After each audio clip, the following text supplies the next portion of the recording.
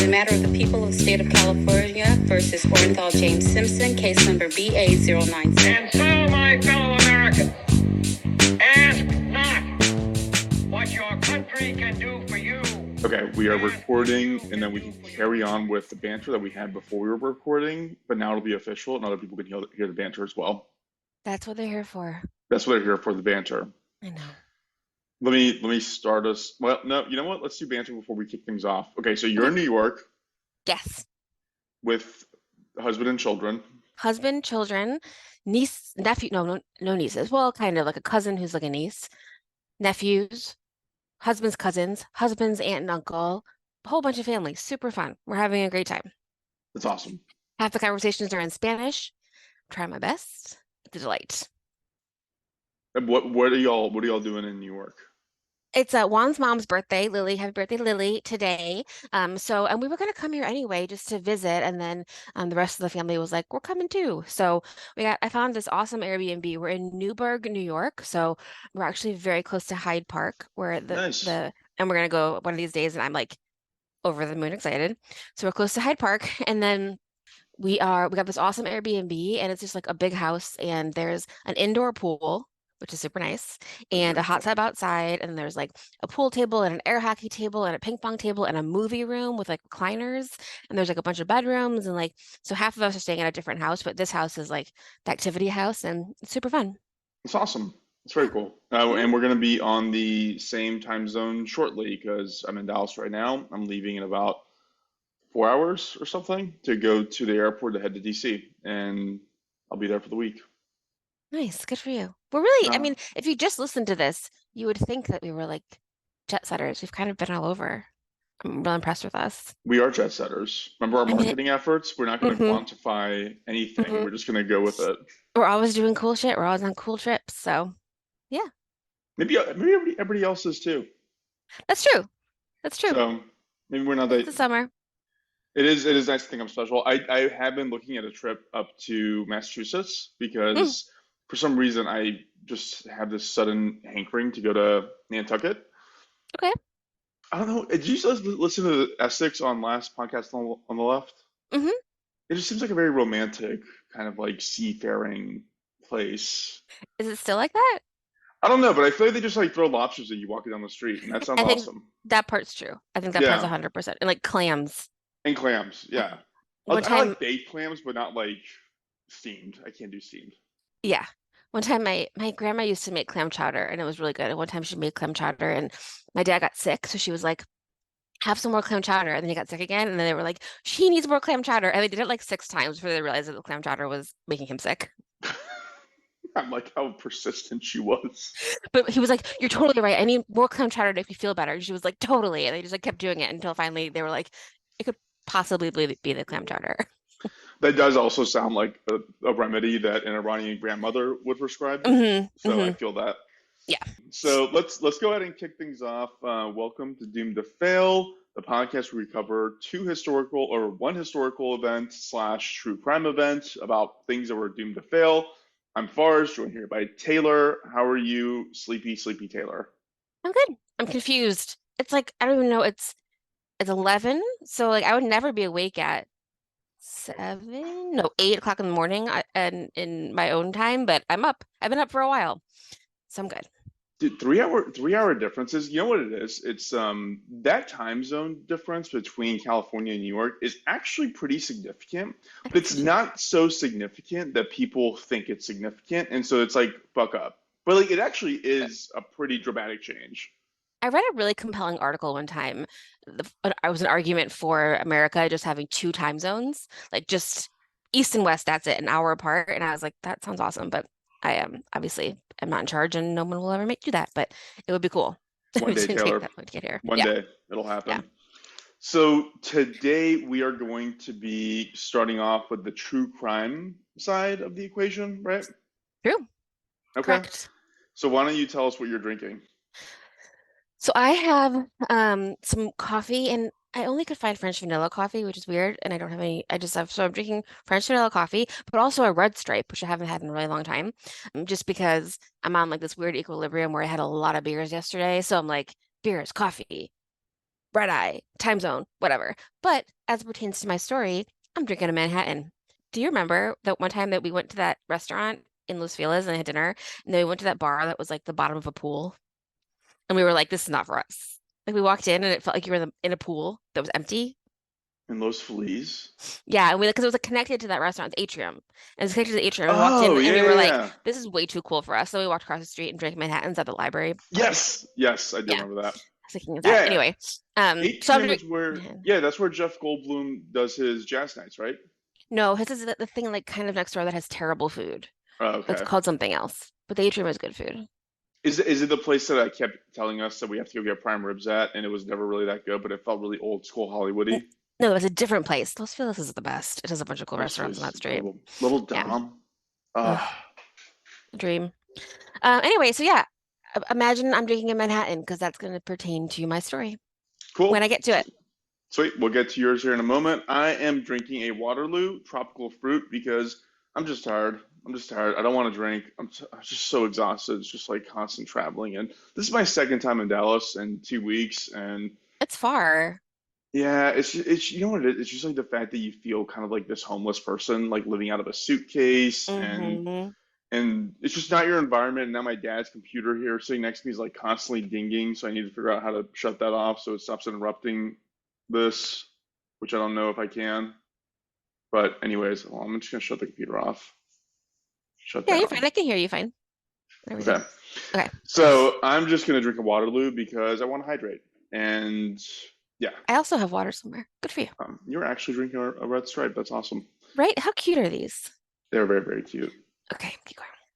So I'm gonna get to my story first and foremost, and my story is gonna touch on historical and true crime themes. So I'm kind of dabbling a little bit in Taylor territory here. I So can't wait for the day that we do the same one. It's gonna be the most fun crossover episode because it'll be an unintentional crossover episode.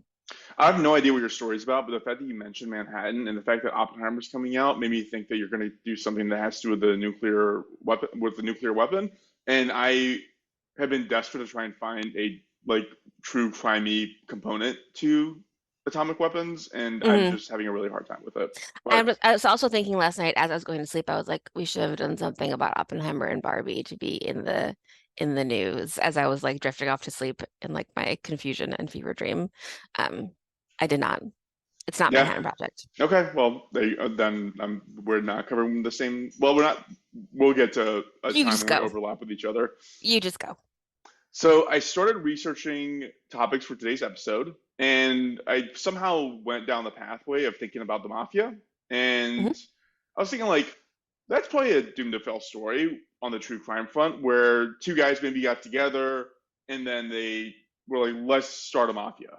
And I thought that might be a good story, so I started looking into the Sicilian mafia, then I looked into the American mafia, then I lateraled over to the Chicago outfit, thinking maybe Al Capone had a best friend who helped pull him into all this stuff. And the problem was that I kept running into is that none of this stuff was documented, right? Hmm. So early mafia stuff is like tied to Omerta and Code of Silence. And so a lot of those old timers never talked. So you never knew what their story was, what their origination was. And so like actually tracing down the roots of the mafia is like kind of impossible. But somehow, through a weird wormhole I entered into when it had to do with Italians in America, I ended up on falling to another Italian man who is a really good true crime story. He is the not the inventor, but he is the person who is most commonly associated with a Ponzi scheme. Today, I'm going to be covering Charles Ponzi. You're Cool. you're you're familiar with this concept, right? Yeah, I feel like we talked about Ponzi schemes before. Like we've like mentioned it. Like someone was running a Ponzi scheme on himself that we talked about in the past at some point. Um, Yeah, that was the guy who killed his entire family in Celebration, where he would just take out loans to pay yes. his other loans. Yeah, yeah, Hmm. Cool. I'm excited. I didn't hear the word until Madoff, yeah, right? yeah, Yeah. exactly. That's probably when a lot of us heard it. So, for those that are unfamiliar with how a Ponzi scheme works, it's a classic rob Peter to pay Paul story where you tell someone that if they give you their money, you can generate exorbitant returns through really shrewd investing. But really, what you're doing is you're taking the money of earlier investors or later investors and paying off earlier investors, and then the cycle continues basically.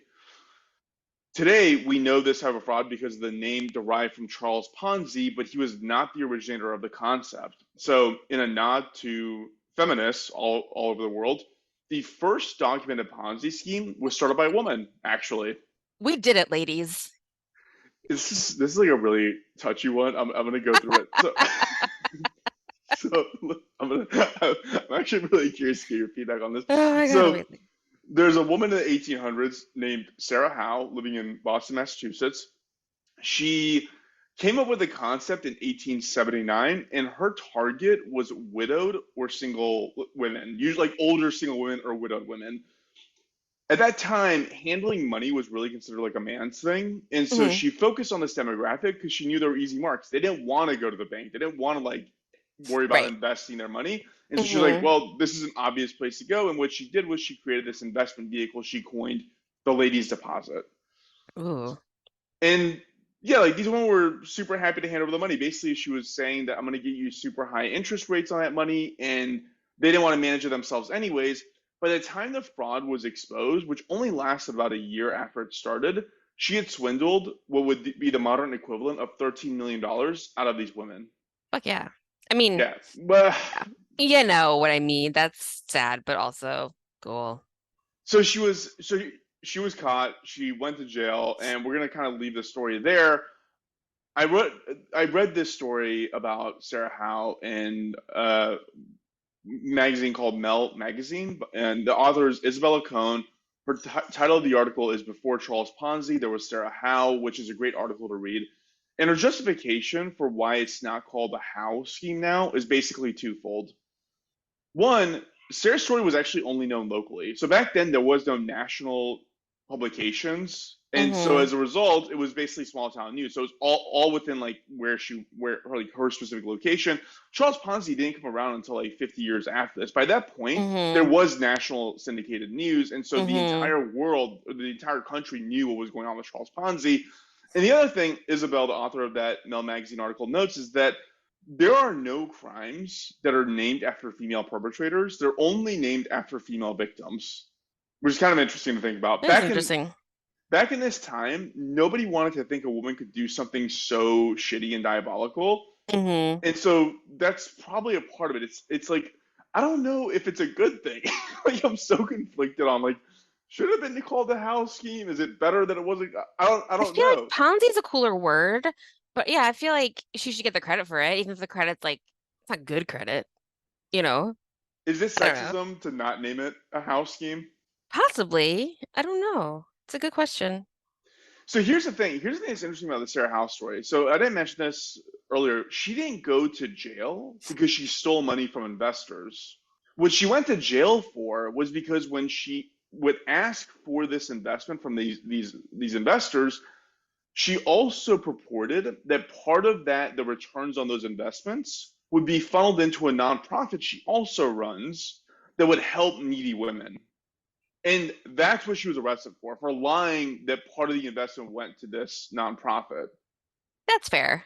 So none of these investors who were women, who were like widowed women, who like were living, giving her their life savings, really saw justice for any of this. Like Hmm. it was this ancillary thing that is the reason why she went to. Anyways, That's funny.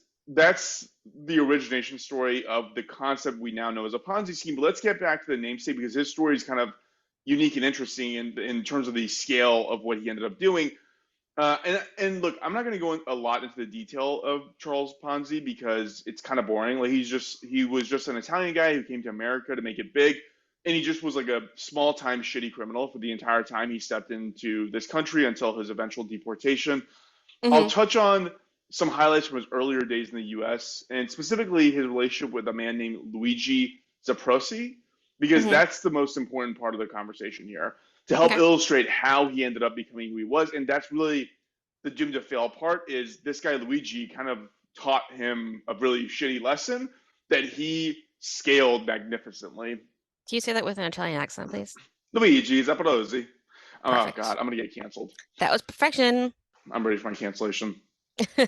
So Luigi was also an Italian immigrant, as though yeah, like I needed to say that. He lived in Montreal, and he lived in Montreal, and he started a bank called Banco Zerosi. Charles went to work at this bank as a teller, and I think that's basically like under his time with Luigi, he kind of learned how to do things that were very lucrative and also Mm-hmm. criminal. Mm-hmm. At that time, Luigi's bank was the new kid on the block, and his way of trying to grow the customer base was by offering very, very high interest loans, or sorry, high interest rates on bank deposits.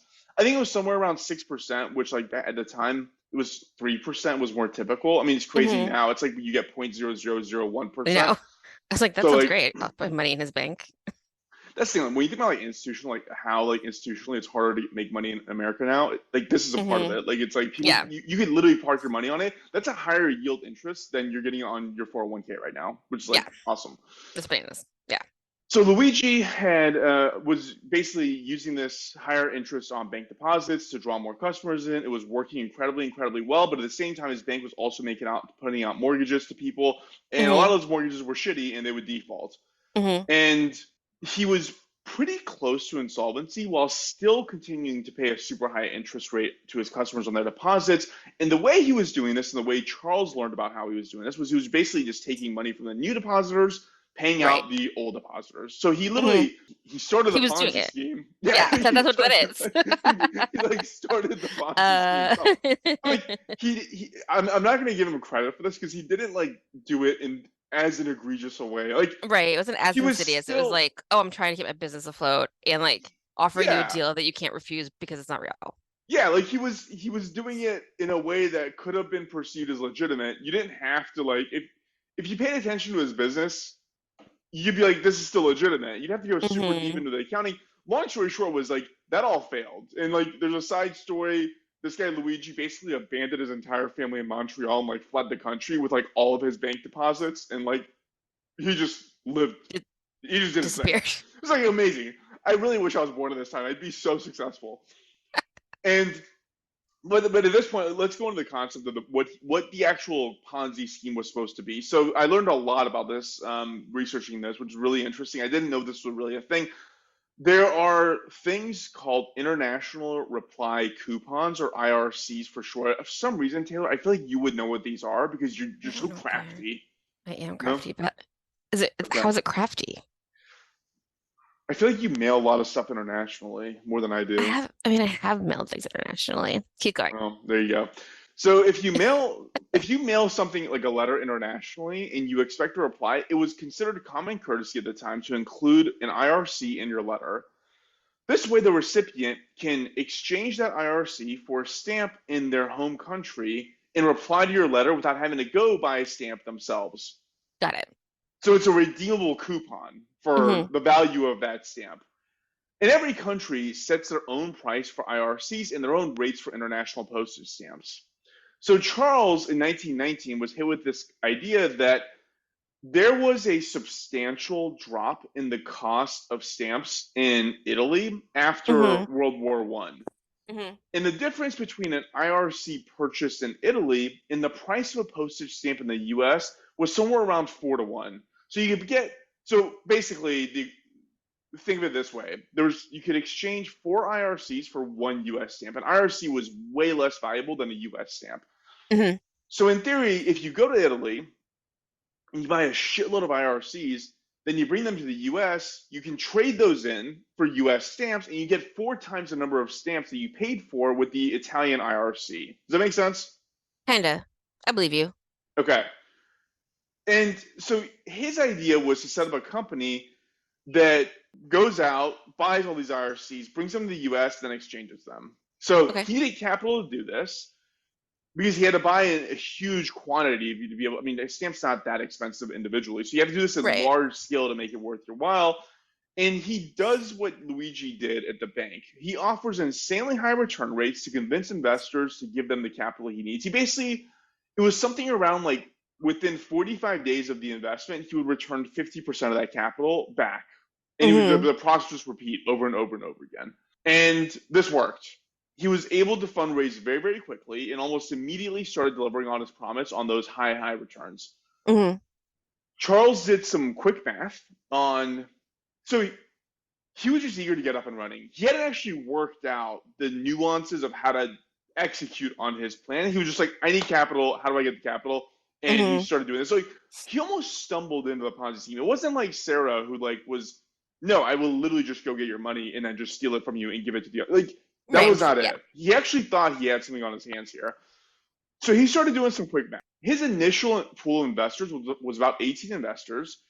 And when he did the math on this, he realized that he needed 53,000 IRCs just to pay them back. Hmm. At the time he did this in 1919, there was 27,000 IRCs in total in circulation. Right. So they had to like It was make new impossible. ones. Yeah. They It couldn't was do it. yeah, it was absolutely because these are government issued. You can't just go and tell the government to make more IRCs. So the plan at scale was never going to work. He realized this pretty early on, Hmm. and that was the 18,000 investors. Near the end of the scheme, he had about 15,000 investors, and he was bringing in about $1 million a day in investment capital. So there Whoa. was zero chance this ever could have turned legitimate. Yeah. But at this point, the momentum already built. People were excited to invest with him. Early investors were psyched on their returns, and everybody was winning. And that's kind of the thing about a Ponzi scheme that's kind of fucked up is that it kind of works if you're the first investors. Right. If you get out, you Yeah, you, you can get out. But that's the point, is like they have all the money to give you. So if you're like, keep giving me these returns, you'll make your money back and you never lose yeah. it. Right? I mean, that's kind of the sad thing about the stuff like this and the Madoff scheme is that a lot of those early people, like they're not criminals. They just thought foolishly that they were able to get these returns, and they Right. made out like bandits. Like if Hmm. so, realistically, if you find yourself like with a chance to invest in a Ponzi scheme, just figure Don't out how pass. long. Yeah, just figure out how long. Dude, I would do it. Taylor, you wouldn't. I would totally do that. I If it know. was like if I was like the if I believed the guy was charismatic enough to keep swindling more people, I would definitely be a part of a Ponzi scheme. The first tranche or maybe the second tranche of it, but like it's the ones at the end. That's when the house of cards falls down, and then you lose Hmm. everything. Or if you're like, I'm gonna, or if you're like, I'm gonna double down and like keep my money in there because it's going so well, then it Yeah, just gets like worse and worse for you. and that's actually what ended up happening was a lot of these people when they would get paid out, those returns would go back into the Ponzi scheme. What's Hmm. interesting is it's worth noting that because these are securities being exchanged, there's track record of what is how the money is actually flowing, and it was clear that Ponzi himself never invested, despite making millions and millions and millions of dollars. He never put his own money in there. So like there was Hmm. some clues that were popping up around here that like things weren't exactly as they seemed. And by this point, Charles is seemingly loaded, and he wisely uses some of this money to buy other businesses that he can divert profits back into his Ponzi scheme Hmm. to slow down the news from tightening. Because that's the problem is like you'll eventually run out of money. Like Right. there's not an infinite pool of money. The money isn't real. Like it is real, but like you don't have all the money you think you say you have. Yeah, exactly, Yeah. exactly. Like it's in the middle of all this, people are looking around, people are sniffing around, and Hmm. there's some people who are freaking out and starting to do withdrawals. There was a story about at one point he had to do $2 million of withdrawals all in one sitting. It was the facade was cracking on the Ponzi scheme. Did you watch the Madoff documentary? Yes. It's so good. You can talk about it later. I just want to talk about that one dude like from Europe who got all the European like monarchy people in it and like ended up dying by suicide in his Yeah, he killed office. himself. He like Yeah, slit his wrist over a garbage can because he didn't want to bother anyone. yeah, It yeah. was terrible. It was so sad. I forgot who played him, but he was. If you watch the HBO Master Oh of, oh my yeah. God, I forgot what it was, but Robert De Niro plays Bernie, Yeah, and yeah, it's yeah. it's so good. Like I don't that's know one if of those I've ones that I seen would that. like. That's like Hoffa, where I'll rewatch it like on a regular basis. I It's so should watch it good. again. I don't know if I've seen it or watched it for the first time. Yeah. So going back to Charles, his downfall basically started about a year after all this began. So it was a pretty quick turnaround time. And it was all because journalists started kind of poking around and asking questions because all of Hmm. these, well-off people are like rambling to this guy and they're like, what's going on with this? And how is it possible he's able to generate returns that are so high? He's Right. the one who did the math on how many IRCs are in circulation. He talked to the post office and was like, we don't there's not like a run on RRCs. Like there's nothing has changed. Like in the past Right. year, 2 years, like We nothing didn't has make changed. more of Yeah, them. exactly. Like there's no mass rush to acquire them. Like Oh it's my all God. it's all still the same. This guy he's with the Post. He did a calculations on how many IRCs would be required for this scheme to be working. And he did the calculation determining that it was going to be about 160 million had to be in circulation for this to work. And how many were they? You said like 20. 27,000. Yeah, okay. Yeah, like he would have had to have like steamer ships filled with just IRCs Right. moving across the Atlantic from Italy to the US. And also, think about it, like these are not high cost items. Like you're doing a 1-to-1 exchange. The overhead, so yeah, there was a 4-to-1 ratio of value, but to realize it would cost so much money just to get it over here, exchange Mm-hmm. it, then you got to turn around and fence that. Right, It's he's just not like, doing any of that, like he's not doing any of that physical stuff. He's yeah, just like saying exactly. things. That's so funny. Exactly. Yeah. So this article gets published, and more state and criminal and banking authorities started taking notice of Charles and what he was doing. And by this point, new investments were not coming in. So by all accounts, he had liquidated essentially every asset he had to be able to kind of continue paying the returns, Mm-hmm. so that people don't withdraw their cash. Because the more you withdraw, the further in the hole you are at that point. Right. And by this point, Charles was essentially just ripping his hair out. I was like, there is no way to continue this on at this point. A little over a month after this was set in motion through that publication, Charles basically just surrenders to authorities and was like, the jig is so up. He was about $7 million in debt at this point. By Mm-hmm. all accounts, he took down a number of banks in the region because he was their primary depositor, because he would Wow. take all these investment sources and Mm-hmm. just shuffle them around so nobody could really trace where this deposit was going versus that deposit. Then he goes to another bank and does a withdrawal for that to pay that investor off. And And this so is he like took down, yeah, this is like before banks are regulated because you're like you can just like have a bank, right? basically. Yeah, he Yeah. was actually the president of at least one, maybe other banks, because he was the Hilarious. largest depositor in the region. Oh my God. So he surrenders himself to authorities. Like the jig is up. I'm about to get jump beat to death by all these people who want their money back, which I can't give them. I'm actually safer in prison anyways. In total, about $207 million in investor money was lost. That's in today's money, so it was still substantial. Wow. He would serve 3.5 years in federal prison before being indicted on state criminal charges, for which he would also be convicted and sentenced to 7 to 9 years. 3 years into his sentence, he was released because he had to face. He was released on bail to go face charges elsewhere, and then immediately jumped bail and tried to flee back to Italy. He was caught like pretty much immediately and sent back to state prison for another 9 years. That's kind of where his story would end. He'd get immediately deported after being released from state prison back to Italy, and then he would move on to work in Brazil as a translator, and basically just died broke and penniless in Rio de Janeiro in 1949. So like none of what he Wow. thought was going to happen was realized. I didn't mention this. He was also married. She was not part of the doomed to fail part of the story because she thought he was legitimate. like Right. like if he's able to convince like millionaires and like Harvard, MIT people in Boston, like why would his wife think anything else, right? I don't know. I'm suspicious of what's Bernie Madoff's wife's name? Ruth. Ruth.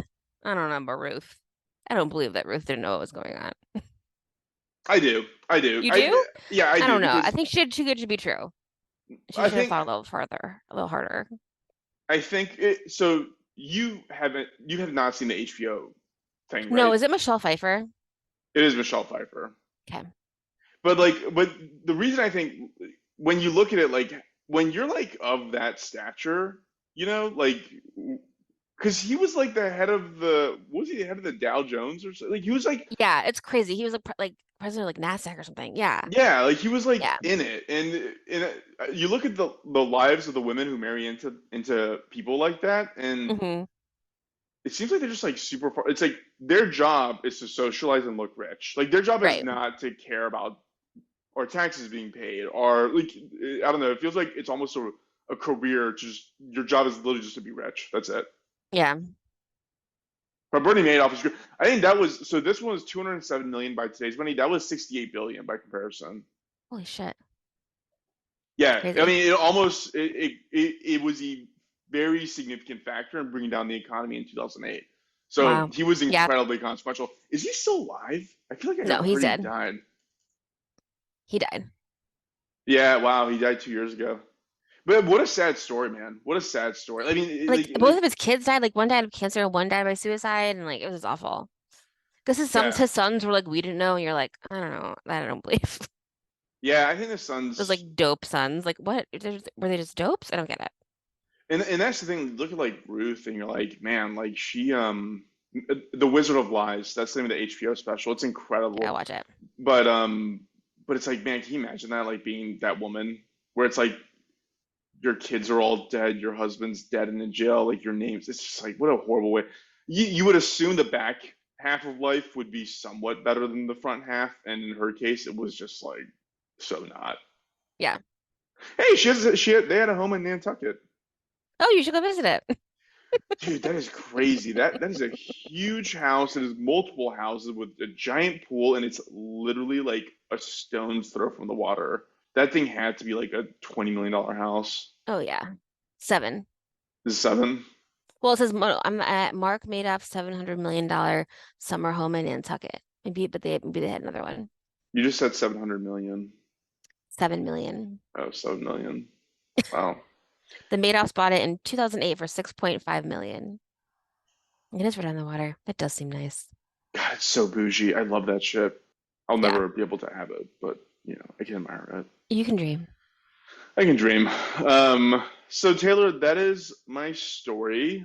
So if you ever meet someone who is offering something that is too good to be true, Hmm. find out how long they've been doing it, and if they're just getting started, dive right in. Jump in. Yeah. And then double your money and get out. That's the problem because you're going to get excited. And you're going to be like, oh no, I'm getting such big returns on this. And you're going to forget You're gonna forget. I that it's know. fake. So don't It's don't cloud your judgment when you get the first round of money and be like, oh, I can do it again. So you dude don't want to from be on the news. from 1919 to 2008, so many Ponzi schemes, and nobody learns that if it's too good to be true, It's not true. it's too good to be true. It's like consistently, it is always the case. It'll happen So again. It'll happen again. We just had NFTs. I got into a debate with That's not a someone Ponzi recently, scheme. Taylor, Yeah, go ahead. and it was so I met somebody who was on the team that created ChatGPT, Oh, cool. and I sat there like basically mansplaining to her how AI is just like NFTs and like blockchain and how AI works as a concept. And she was like, so everything you said about the technical underpinnings of AI is wrong. Here's actually how it God. works. And I was like, man, this is why I should just like stop expressing my opinions to people. Not the person who's on the team that created ChatGPT. That makes no sense. That's so funny. I'm so glad that she told you were wrong. And I'm sure she's like telling someone right now, like some dude tried to mansplain ChatGPT to me, and I created ChatGPT. Did you at least subscribe her to our podcast on her phone? No, I was so humbled by the conversation that I was like, I lost all confidence. Oh, she's my hero. That's Yeah, amazing. yeah. I love So that. I love that. That's awesome. Well, one's cousin yesterday, she has an Android phone and she listens to podcasts on Spotify. So I did subscribe her to our podcast, and then she had to listen to an episode before I let her rate it. So we put it on silent, and the ones that played all the way through let her rate us 5 stars. So that's nice. exactly how you do it. She did a great job. I noticed the bump. I noticed the bump in our stats. Love it. I love it. Well, that's awesome. That is crazy. It's a crazy story that both the Ponzi and the Madoff and the Howe, like just people at some point you're like they have to just like I think well one thing from the Madoff documentary that I watched, like you're like, did he have good intentions ever? You know? Like it sounds like Howe did not because she was stealing from widows. Yeah, yeah, Did that was Ponzi bad. have good intentions? Like At not least he had a super criminal? plan. It just wasn't a plan that Right. was executable. It's like Yeah. when we came up with our plan of selling muumuus and making them fashion concepts. Hmm. I mean, we had a plan. So we started collecting investor capital. We weren't being like totally nefarious. We just had no way to execute on it because I Yeah, don't know where you get muumuus from. yeah, I don't know where you get anything from. Yeah. Amazon.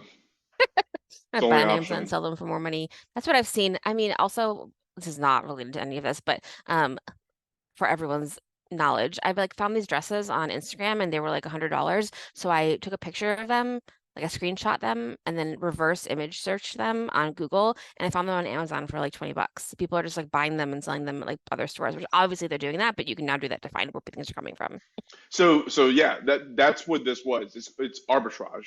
It's literally Yeah. that's the term for it. Is like you just take something and then turn it around, flip it, and then collect the margin or the profit off it. So Well, I do yeah, have good ideas. I was like, you want to get involved in this dress selling business that I'm about to get into? I Get in mean, early. how much is the initial investment? $1 million. Well, if you give me 50% of my money within the first 45 days, I'm in. Okay, I'll work on it. I'll work on my business plan. I'll keep you posted. Cool. Well, thank you, Farz. That was super fun. I have a listener mail for today, or for this one and the next one. So, Wait, um, real quick before you go yeah. into that. Mhm. If folks think that if folks have opinions on whether it's sexist or not sexist to not name crimes after women, I would love to hear that feedback at doomtofailpod@gmail.com. I like it. What crimes are named after women? No, well, after women who are the victims. Right. Oh, right, but none after the perpetrators. Yeah, Got it. Let us know. let us know. Okay. Maybe, I mean, Got a lot that's of what I read in emails. that article. Yeah. Nice. Okay. Nice. Yeah, I've gotten some great emails with some great suggestions for things. But for this episode, our friend Henry emailed us to tell us about a hitchhiking story. I think I got another hitchhiking story too, but I will share that one later. But Henry, he said he is from the UK, and he lives in Portugal, and I told you he listened, which is super fun. What did he say? I can't find it. He went hitchhiking 20 years ago from France to Morocco, which is amazing. He didn't get murdered.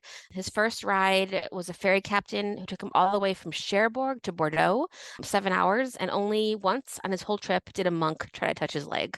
So only one near assault, but he survived and had a great time. He did say that he would not hitchhike in the UK or the US because there's too many weirdos, which I think Way is too fair. many. Or Australia. I'm going to add that in there. Probably you good get- call. Yeah, but thank you, Henry. Super fun to hear from you. I saw Henry when I was in Lisbon last year, and he came down with COVID right when I got there, and so we would just like hang out together. But he was wearing a mask, and we'd have to stand like 10 feet away. That's sweet. And then I got COVID the day I landed in the U.S., so I I'm pretty remember sure I that. gave everybody on the plane COVID, and it probably originated from Henry. So So we still wear masks on planes. We're the only ones, but I don't want to get like the flu or the cold from these weirdos either. It's not I mean, just it kind of makes sense to wear masks like in Asian countries, like where they wear masks like everywhere. It's like yeah, but also, Yeah. well, you know what? I actually talked myself out of that because it's probably better for your immune system to get mass exposure to shit and then learn how to overcome But it than it is to actually remember, get. but remember before COVID, you would be like, "Oh, I'm gonna fly for Thanksgiving, but I'm definitely gonna get sick because I always do." You could just not do that by wearing a mask. I don't know. I never Different get sick. conversation. I'm very You just told me strong. you had COVID. You were the first person I knew who had COVID. Do you remember? Seriously? Yeah, you remember you were like, I feel fucking terrible, and you were like dying in your apartment on the floor. And I was like, you need to call the doctor. And I tried to get you like online appointment. So we don't know. So we don't know if I was patient zero. We I don't think know if I was patient zero, but I was you got probably patient like patient 7. zero. Yeah. Yeah, because like I got it in. God, I got it so early. So early, but you were so sick. Yeah, that was one. That was the worst sick I've ever been in my life, for sure. Yeah. Yeah, it was fucking COVID. So we'll Anyway. go ahead and cut this off, and through the magic and power of editing, y'all will not know that we are going to restart the conversation in 2 seconds and Find us do at Doom to Joe's Fail story. Pod. Yeah, Find us at Fail Doom to Pod Fail at Pod. all the socials. See Thanks you all. soon. Thanks.